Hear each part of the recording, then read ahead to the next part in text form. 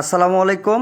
আলহামদুলিল্লাহ, আমাদের কেনাকাটা প্রায় শেষ পর্যায়ে, শুধু প্যাকেট করা বাকি রয়েছে। আপনারা দেখতে পাচ্ছেন আমাদের স্বেচ্ছাসেবকরা কিন্তু মাথায় করে বস্তা নিয়ে আসতেছে। এগুলো মূলত উপহার সামগ্রী।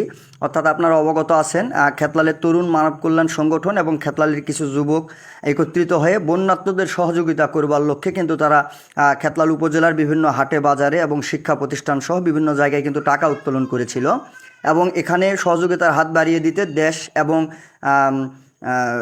দেশের বাহির থেকে অনেকেই কিন্তু বিকাশের মাধ্যমেও সহযোগিতা করেছেন। তো আপনাদের এই সহযোগিতার পরিমাণ ছিল প্রায় 1,81,000 টাকা।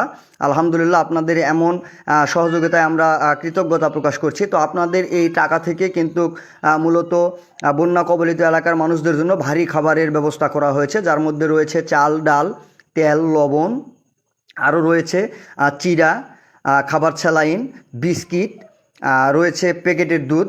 মোট কথা প্রায় 12টি আইটেমের খাবার রয়েছে এখানে।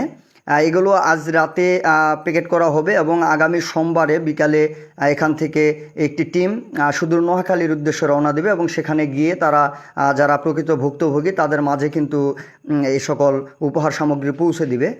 এছাড়াও আপনাদের দেওয়া প্রায় 20 থেকে 22 বস্তা কাপড় রয়েছিল, সেগুলো আমরা ইতিমধ্যে গুছিয়ে নিয়েছি।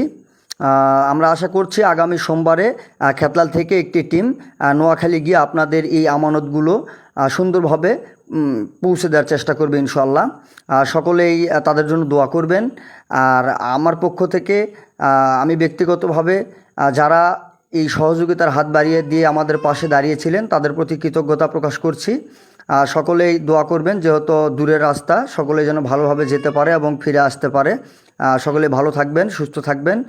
সকলের জন্য শুভকামনা রইল। আসসালামু আলাইকুম।